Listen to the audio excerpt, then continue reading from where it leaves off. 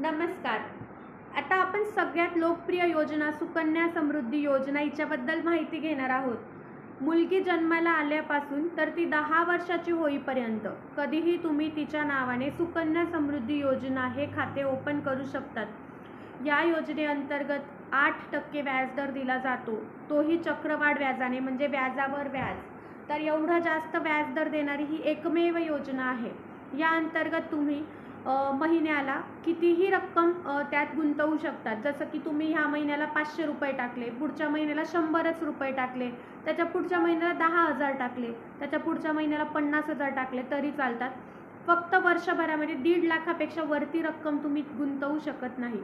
तर अशी रक्कम तुम्ही त्या अकाउंटमध्ये गुंतवायची आहे. 15 वर्ष तुम्ही पैसे भरायचे.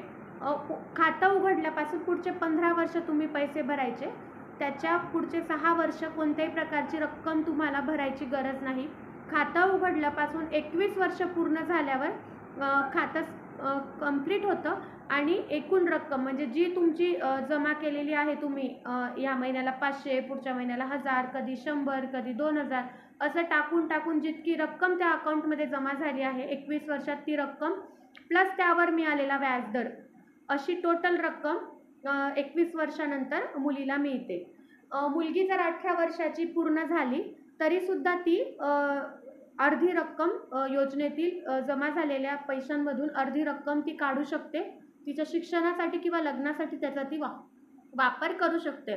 पण प्रॉपर मॅच्युरिटी पिरियड या योजनेचा 21 वर्ष आहे. 21 वर्ष जर पैसे पूर्ण गुंतवले तर पूर्ण व्याजदर तुम्हाला मिळणार आहे 8% चक्रवाढ व्याजाने. तर यासाठी लागणारे कागदपत्र कोणते?